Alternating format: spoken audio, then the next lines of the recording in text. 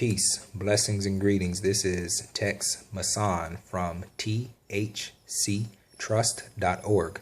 This is the second video that I said I was going to make. The first video I was talking about Admiralty and the executive branch of the United States government, the military law, as it overlays the commercial jurisdiction, as it extends inland, and the purpose of Admiralty law and everything else. And I said that in the second video we would talk about a different type of military law, which is the martial law, how the military operates in the field when they're occupying a foreign territory. So we were going to talk about the martial law, the Lieber Code, which is the foundation for the martial law.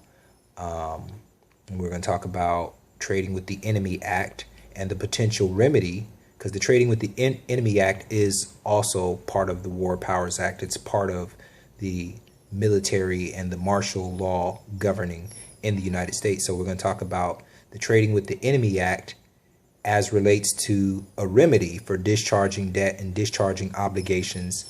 And of course, that's going to be dealing with the birth certificate and the reversionary interest. But I'm not going to get too far ahead of myself, just kind of giving you an overview of the things that I want to reach and touch on in this video. And this video, it's going to probably get pretty long, so I'm going to try to get through the information as quick as possible. Again, to further your research, visit www.thctrust.org. I'm going to pretty much be reading most of what I'm telling you because I've already compiled this information so that I make sure we hit all the critical parts. So in the last video, we spoke about Admiralty law, and something that I said briefly is in Admiralty deals with movable goods proceeding against property. In Admiralty, you bring two forms of actions. You can bring an action in rem, or you can bring an action in personam. And again, you know, recapping from the last video, when you're in the federal courts, or when you're in any courts and you see the yellow fringe around the flag, that lets you know you're within the court of the military occupation under the Admiralty law. And Admiralty deals with movable goods from one party to the other party. So, you know, and as I just stated, in Admiralty, you either proceed in rem or you proceed in personam. So the action is always going against a piece of property in rem, or it's going against a person in personam. So what that means is, under the Admiralty maritime military jurisdiction, whenever there's a court matter, it doesn't matter whether it's civil, it doesn't matter whether it's criminal. If it's against the person, the John Alex Doe, then that's what's said to be an in personam claim, right? Now, the key that you have to remember is when I'm using the word person, I'm not using that lightly. So I can say a claim against the person, but really I'm saying it's a claim against the agency, because remember, these persons are basically instrumentalities of the United States that was created under the 14th Amendment only for the purpose of facilitating commerce. So a claim against a name in personam is an Admiralty claim. And remember, Congress has extended Admiralty only for the purpose of facilitating commerce, because commerce was broken. I'm basically saying it was broken because various emergencies have caused Congress to enact legislation to strip out the asset or the tangible value of the paper currency. So basically, they've taken the title to the land.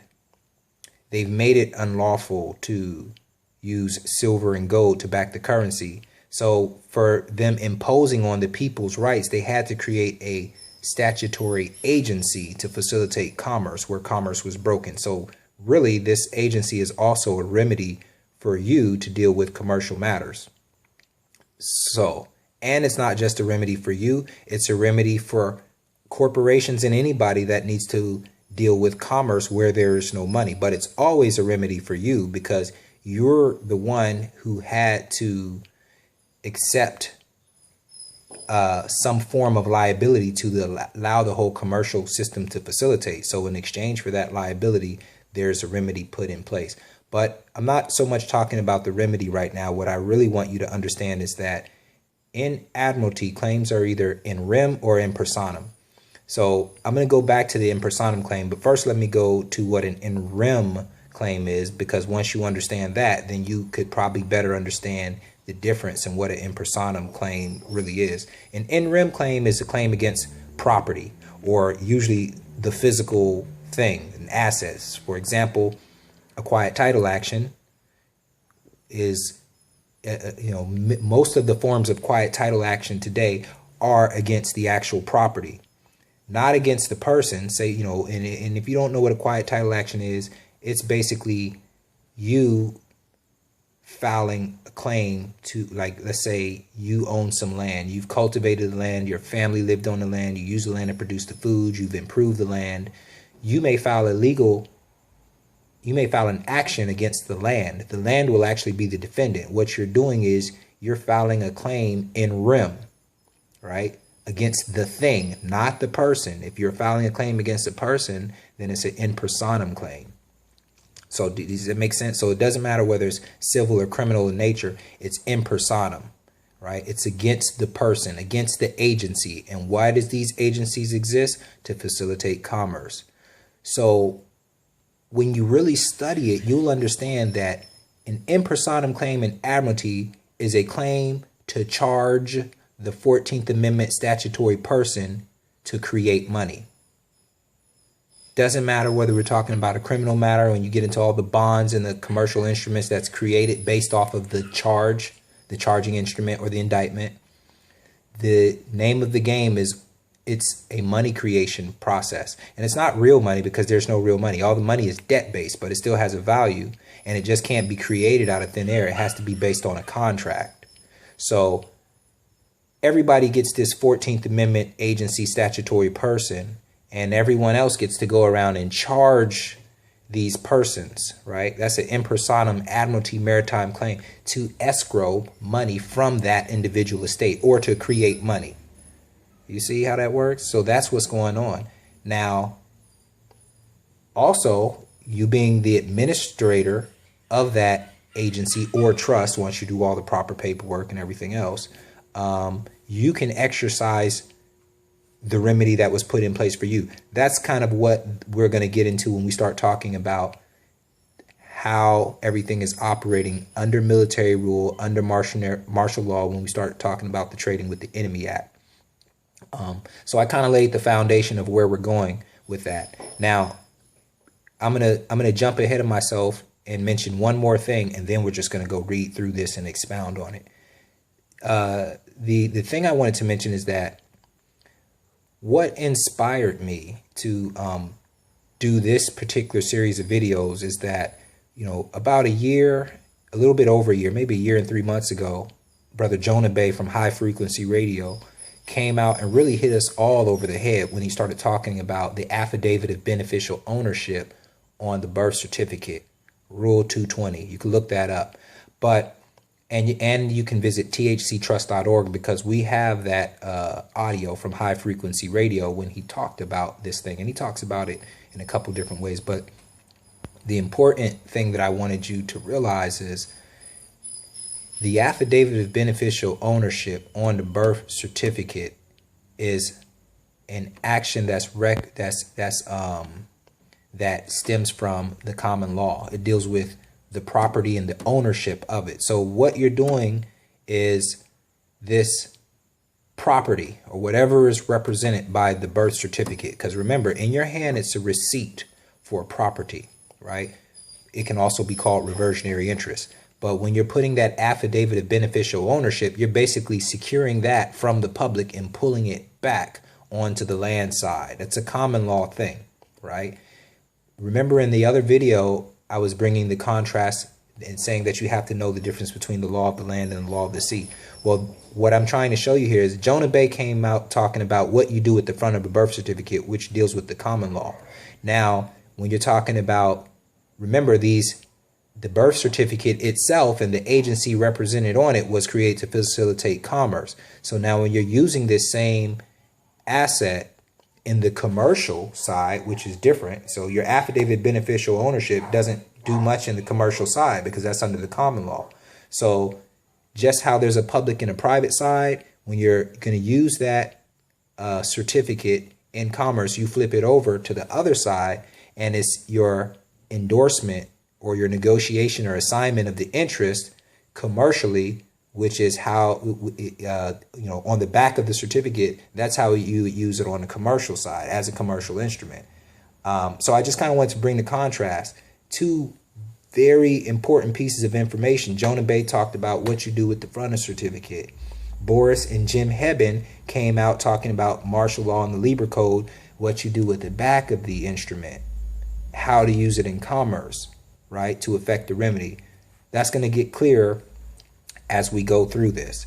But that's kind of important that you start thinking along these lines, because a lot of people they hear information without research and they run full speed ahead and start putting the affidavit of beneficial ownership on a birth certificate and just trying to use it without any understanding of how it should work, why it should work, or how you should tender it.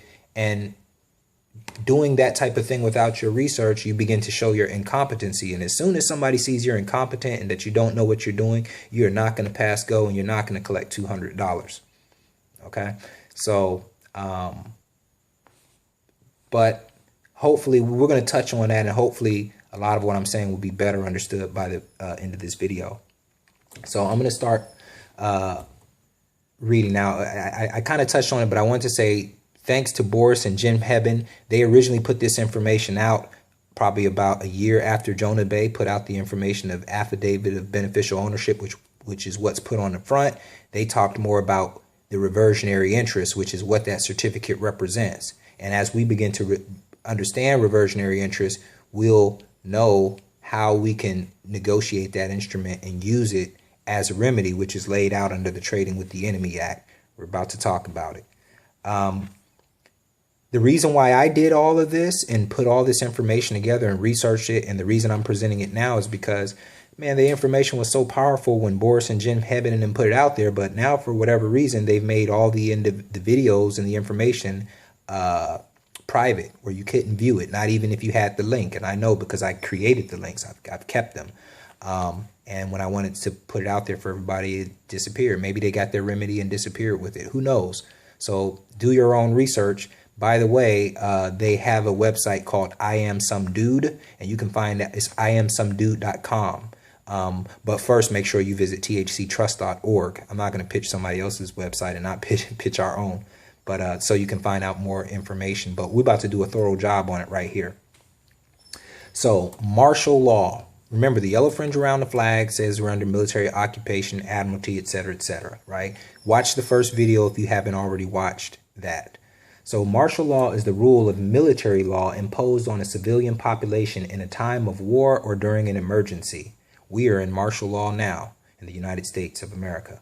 The rules of martial law in the United States originate from the Lieber Code, prepared by Francis Lieber, promulgated as General Orders Number 100 by President Lincoln on 24 April of 1863. These general orders, the Lieber Code, are also the foundation from the international treaties governing the laws of war and war crimes in the body of secular international law.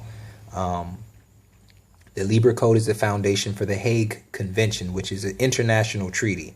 When we start to understand the Lieber Code, which is the rules for commanders on the ground and military occupations on foreign lands, this is all about how things are operating during wartime between belligerent nations. So that's what that law has to deal with. It deals with the during the war and the after a war, how you deal with the belligerents, how you deal with the people, right? How you deal with the property. That's what all the military martial law Lieber Code stuff is about. And that's what's going on in the United States right now. Why, there's a lot of transition, as we know, and the yellow fringe around the flag and all the court actions and all that.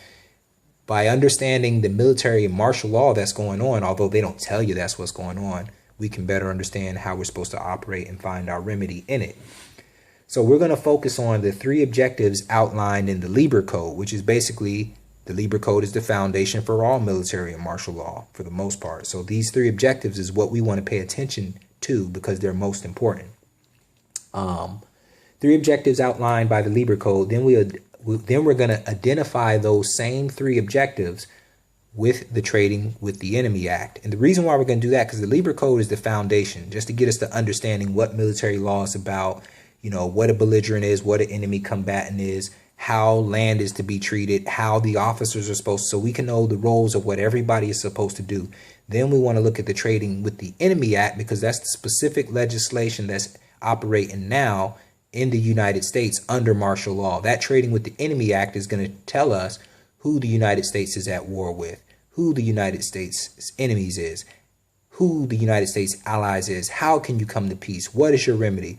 That is the sequence that we got to follow to operate in the military jurisdiction, because what's going to become important, and what I really want to impart on everyone else, is we're not sovereigns over here, and we're not any part of patriot movements or Tea Party movements or anything like that. Because if you don't know what's going on and you're not competent, you can easily, just by your perspective alone, find yourself becoming a belligerent or an enemy of the state. And you don't want to do that, because under the war powers, you know, under the military war powers and the Trading with the Enemy Act and the martial law jurisdictions, provisions have been made to, you know, for anyone who becomes a belligerent or an enemy of the state, you lose all your rights, you know, your constitutional rights, your rights to legal remedy, the habeas corpus, all of that stuff goes out the window by the voluntary act of being a belligerent. Just stay out of the war altogether. And that's the way that we want to operate. Stay out of the war, be a peaceful inhabitant, and exercise our remedy in the military jurisdiction, right? That's not to say that the common law, the estate, and all that stuff isn't going on too. Okay.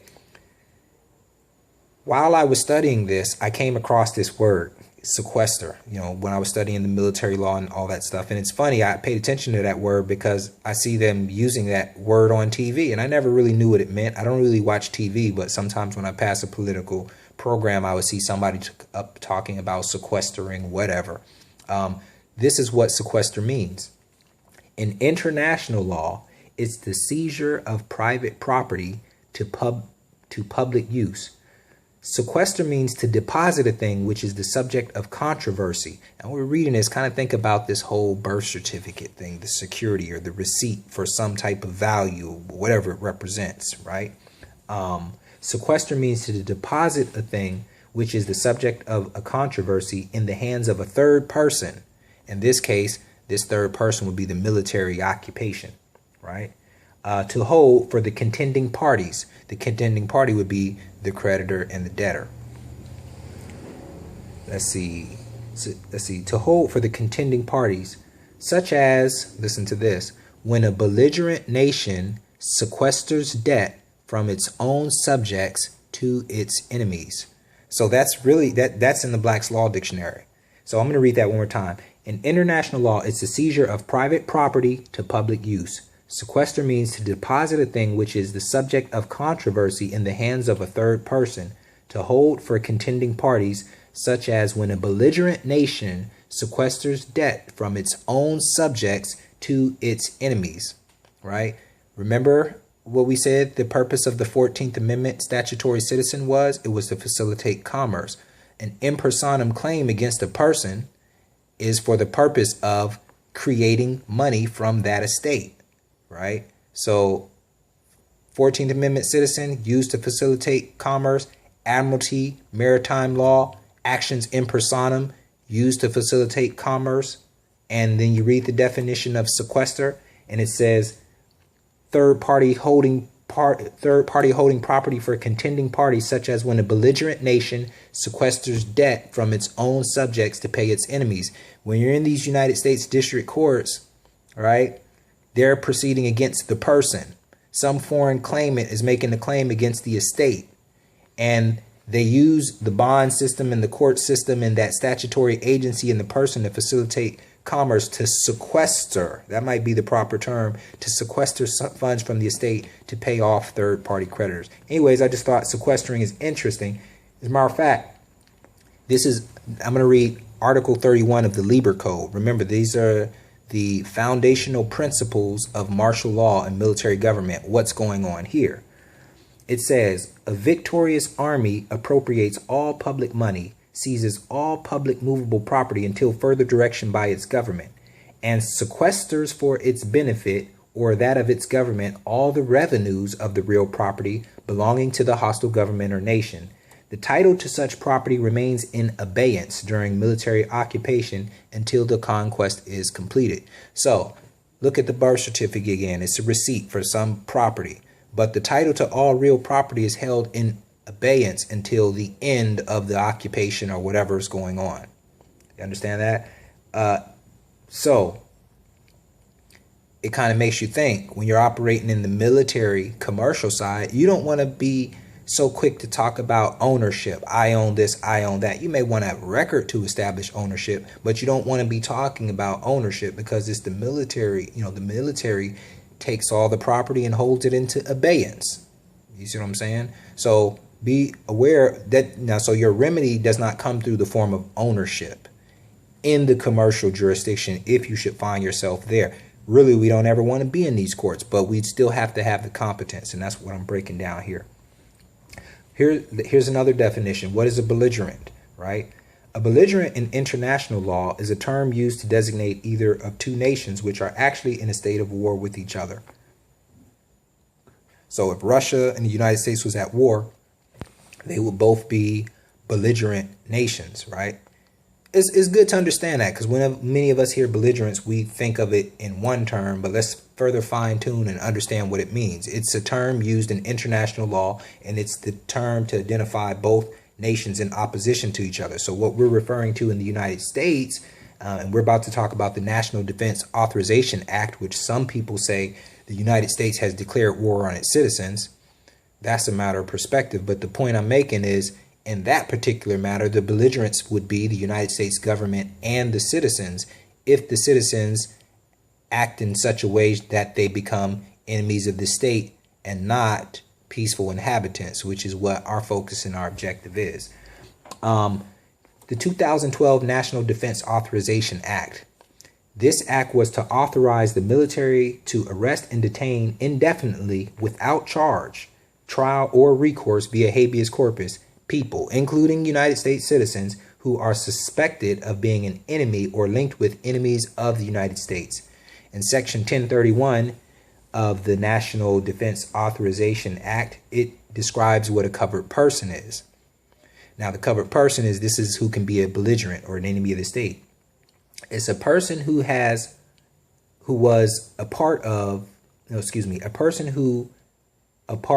or substantially supported Al-Qaeda, the Taliban, or associated forces that are engaged in hostilities with the United States or its coalition partners, including any person who has committed a belligerent act or directly supported such hostilities with such enemies. So it's basically saying the National Defense Authorization Act gave the military the authority to arrest you, detain you, hold you without any type of recourse, without any trial, if you are determined to be an enemy combatant of the United States, if you're determined to be a belligerent, and that can include U.S. citizens. So how then does a United States citizen or someone with an agency, birth certificate, blah, blah, blah, how does that person become an enemy combatant? And that's what we have to pay attention to, because this is where a lot of patriots, a lot of Moors, and a lot of anti-government people are going to find themselves on the wrong side of the law or the statute or the policy. Remember, under the 14th Amendment, the debt of the national debt cannot be challenged or questioned. If you're opposing or challenging the policy and the way that the United States does its commercial business, because it's only a commercial organization, then you are in opposition and you become a belligerent to the state. So the thing is, just like the 14th Amendment says, and everybody's talking about their constitutional rights, you can't challenge the debt. And really, when you have an overstanding of what's going on, there's really no need to challenge it, because the remedy has been put in place to you to facilitate commerce so that you don't have to be a slave to debt. It hasn't been explained to you, but it has been put in place. So the way they look at it is, your position is not to challenge it. Your position is to resolve the matter. But, obviously when you don't have all the facts and all the information, as none of us, we just learn this as we go along. A lot of people start feeling that they've been, that the government has cheated them and the government is stealing their property and the government is lawless because they don't understand the law, and they start opposing the government in so many ways and find themselves classified as an enemy of the state. And by their mere act of speaking out and challenging the codes and the statutes, see, nobody made them do that. They just did something went off in them that gave them an emotional feeling of patriotism or something, and they spoke out against it. And that act right there forfeited the rights that was granted to them by this same organization that they're speaking out against. Now, don't get it twisted. I'm not saying your rights come from the United States. I'm just trying to show you that the smarter path is to, just discharge your obligations. Don't question the debt of the United States. Don't question its policies. Exercise your remedies or steer clear from it altogether. Don't take actions to make yourself a belligerent. There's a website called belligerentact.org or .com. I believe it's belligerentact.org. Or no, belligerentact.com. Look it up. You'll find it anyway. I want to give you an idea of what a belligerent act is so that you don't fall into the trap. The authors of belligerentact.com or .org, whichever one it is, let me go ahead and Google it so we don't have to keep saying which one it is. Belligerentact.com. Let's see, is it .com? No, it's not .com. Let's try .org. Maybe I'm not spelling belligerent right. Belligerent Act. Okay, let's go to Google.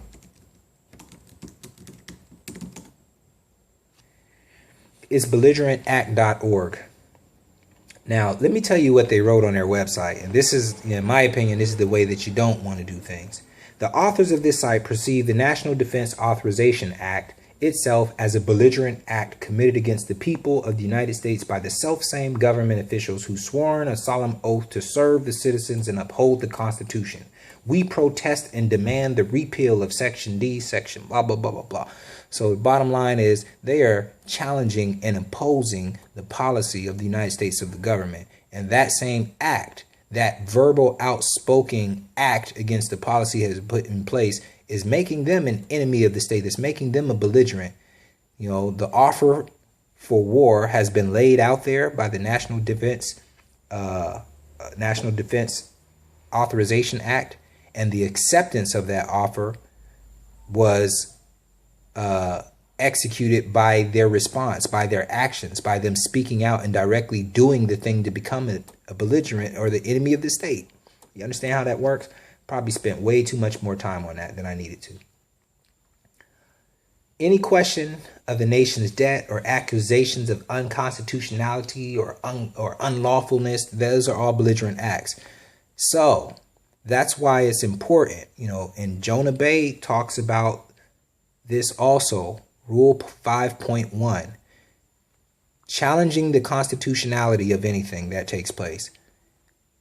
It's not our position to do it, because if we're not careful, we're not supposed to challenge the laws of the United States. We're not supposed to be in opposition, right? But the elected officials, the attorney generals, that's what their purpose for. So when there's something, whether somebody's making an in personam claim against the agency that you're administering, and if the claim is not constitutional, the way that you have to challenge that is you have to present that information to the attorney general to question the constitutionality of whatever it is they're doing. And you should do so. And even when you read Rule 5.1, Google Civil Rules of Procedure 5.1, they'll tell you how to do it. And they say that when you present this, it should be presented by certified or registered mail. That's your cue that you should present this in such a way as an administrative procedure, because you're going to challenge the constitutionality of something, but you're going to present it in such a way that if a response is not made proving the constitutionality of it, then the presumption is that the act is not constitutional. That's what you wish to establish in the record. Eventually, I'm going to do a Rule 5.1 constitutional challenge template and put it on the website so that you can use this. So Remember, you never want to challenge the constitutionality of anything that the government's doing. Leave it to the Attorney General. And technically what that means is you're challenging it. He's just a resource or a tool for you to exercise your common law right. So you challenge it through him, because if it's not constitutional, he's not going to be able to answer it, and he's going to default, and then you're going to have an administrative record to prove that it's not constitutional, which gives you a whole nother angle to go after someone that's trying to steal funds from the estate based off of unconstitutional acts. I hope we get into that. I hope we get into that going through here. You know, maybe we will. There's a lot of information to get through. As you can see, we're only 30 minutes in, and we're not even really, I'm not going to say we're not halfway through, because then you might not start watching the video. I guess you will know how far we are by looking at the timeline on the video. Let's see. So we should refrain from being accusatory. You know, that's not constitutional. He did this. Refrain from being accusatory or combative. Our position is non-belligerent, peaceful inhabitant. Again, one of the main objectives of martial law is to separate the belligerents from the peaceful inhabitants. This is one of the main things. When you read the Lieber Code, one of the main purposes of the military occupation that's here in the United States, what's going on behind the scenes while you're not paying attention but being very outspoken about different things, is they're separating the peaceful inhabitants from the belligerents. Let's read Article 26 of the Lieber Code. This is a good one. Now we're about to talk about, remember they say, oh, the judge, just like there's two citizens, the organic citizen under the common law, then the citizen that was created by the 14th Amendment, two constitutions, the Constitution for the United States, right? Granted by we the people under the common law, and the Constitution of the United States applying to the 14th Amendment and the statutory creation. Two constitutions, two citizens, judges, public officers, some of them, if not all of them, also take two oaths. One is to the occupation, and one is the one that we know about, to the Constitution. Article 26 of the Lieber Code. Commanding generals may cause the magistrates and civil officers of the hostile country to take the oath of temporary allegiance or an oath of fidelity to their own victorious government or rulers. Oath of fidelity, right? Have you ever noticed when we talk about going after these public officials, we say, go get their oath in bond. The oath is under the common law. That's their authenticated security agreement, if you will. That's commercial, that term, but really that's their binding contract under the common law, that oath of office, right? But Article 26 says the magistrates and civil officers of the hostile country are to take an oath of temporary allegiance or an oath of fidelity to their own victorious government or rulers. The fidelity bond, right? So we got an oath of office and the bond. A lot of times you're going to find out that bond is called a fidelity bond. That's your commercial side. Oath, common law side, fidelity bond, the commercial side.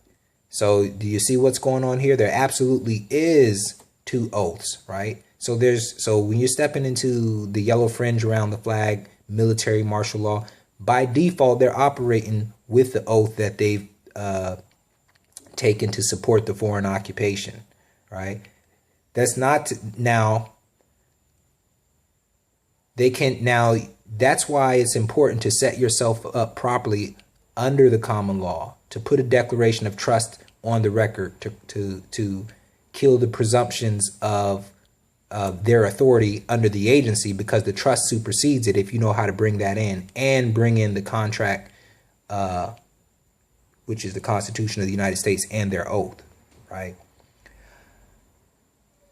I didn't go everywhere in there because that's going to come up again. So I'm going to just kind of leave that with the questions that you still have. I'm going to kind of leave that there for now. Let's see. So we talked about the two oaths of offices right there in the Lieber Code. Read Article 26. So we talked about one of the purposes is to separate the belligerents from the peaceful combatants. The next purpose is to bring about civil order or lasting peace. That's the whole reason why the military is occupying, because there's belligerence and there's sequestering going on. People that don't want to let go of the property, and the federal government that wants to take the interest in the property to pay the creditors. So the military needs to be there to maintain the order, right? Separate the belligerents from the peaceful inhabitants to bring about lasting peace. Let's see what else. Okay. And we also talked about, I'm going to read this again. Article, where was it at? We were talking about the property. We were talking about, where is that? Under the Lieber Code. Come on, where were we at? Okay, under Article 31. A victorious army appropriates all public money, seizes all public movable property until further direction by its government, and sequesters for its own benefit or that of its government all the revenues of the real property belonging to the hostile government or nation. Right? And now let's go down to, so we talked about Article 26 under the Lieber Code. It talks about the occupation requiring the civil officers to take an oath of allegiance to them, right? And we talked about the purpose of the military martial law governing is to bring about a lasting peace, civil order, so the new administration can come in and run things however they want to run it. The good news under military law, under martial law, private property is not sequestered, right? What is private property, right? Now, this is why the affidavit of beneficial ownership that you put on a birth certificate is important, because my understanding is you're not going to just read verbatim what I'm about to tell you, but when you research the different elements, you realize that putting the affidavit of ownership on a birth certificate makes that property private property. You see, it's important to know. Under military law, private property is protected, and property in general under the occupation is held in abeyance, right? Look up that term. It's basically held in some other status, like it's in a kind of like, I don't want to use the term probate status, but it's basically held, and it's not being stolen. It's basically being held by the military under the occupation while they figure out, while everything is restructured. So it's held in abeyance until after the occupation, then it's returned to the rightful owner. That's what they do with private property. All claims against the property by government agents, if found to be unconstitutional, are eligible for counterclaims, against that said public official. Let me not go into that part just yet. Let's see. Okay, under Article 46 of the Lieber Code, I'm going to read Article 46. Neither officers nor soldiers are allowed to make use of their position or power in the hostile country for private gain, not even for commercial transactions otherwise legitimate. So that's very key, right? Remember, they can't use any of the property. They can't use their position or power in the hostile country for private gain. So they can't use their authority as being an officer of whatever state in any type of capacity to bring a claim against you for the purpose of just creating money and creating a private gain. Technically, what that's basically saying is every claim that they bring against you has to be constitutional, because if it's not constitutional, then it's for somebody's private interest, and you can't use the property for a private interest. Does that make sense? Let me read it again. Article 46. Neither officers nor soldiers are allowed to use their positions or power in a hostile country for private gain. So, when anybody brings a claim against the agency or person as a protector, one of the people on the land who's supposed to protect and defend and support the Constitution, you have to see if what they're doing is constitutional. Are they bringing a bona fide constitutional claim? Because if not, why are they bringing it? Why are they bringing an in personam claim against the name, which is only for facilitating commerce and the creation of money? If they're not doing it for, if it's not a constitutional violation or a lawful violation, Why are they doing it? Why are they making an in personam claim against you for a crime that doesn't have a victim? That sounds like it's being done to facilitate commerce. So when you see such a crime, you need to challenge the constitutionality of it through the Attorney General. And if it's found not to be constitutional, then you're set up for a counterclaim. Because not just under the martial law, the Lieber Code, and everything else, they are not allowed to use their position, and especially not to use any of the property held for private gain. So now they have to justify why this claim is lawful. Does that make sense? Study that, okay? I want to bring that up. Let's say, now let's read Article 31 under the Lieber Code. A victorious army appropriates all public money, seizes all public movable property until further direction by its government, and sequesters for its own benefit. We talked about that.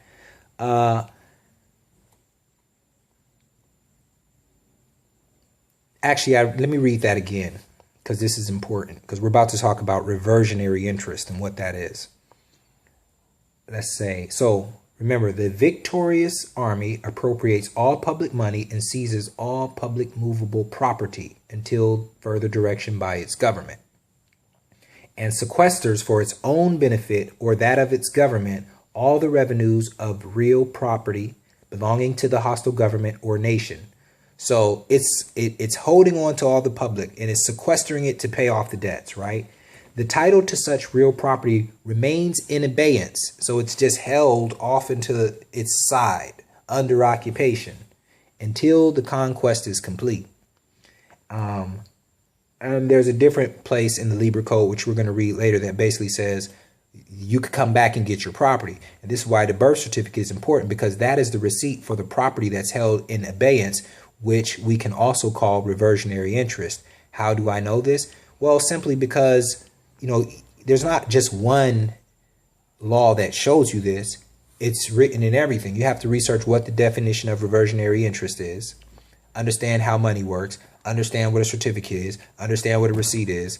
And it's just, you know, common sense. You know, the reversionary interest is the interest that is due to the holder in due course of that receipt, to the person who claims to be the beneficial owner that has put that affidavit of beneficial ownership of that certificate. The reversionary interest is what he is due. That's what's owed to him.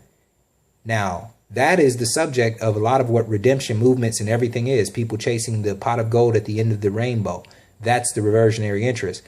I like reversionary interest because even though many of us haven't laid physical claim on whatever is being held for us, we know it represents a value, and we know we can negotiate it on that security instrument that is representative, just like a check. None of you guys don't even know what's in your bank account. You don't know if you have $100 worth of Federal Reserve notes, $100 worth of currency, or just ones and zeros, but you do know with that instrument you can assign or negotiate those ones and zeros to some third party.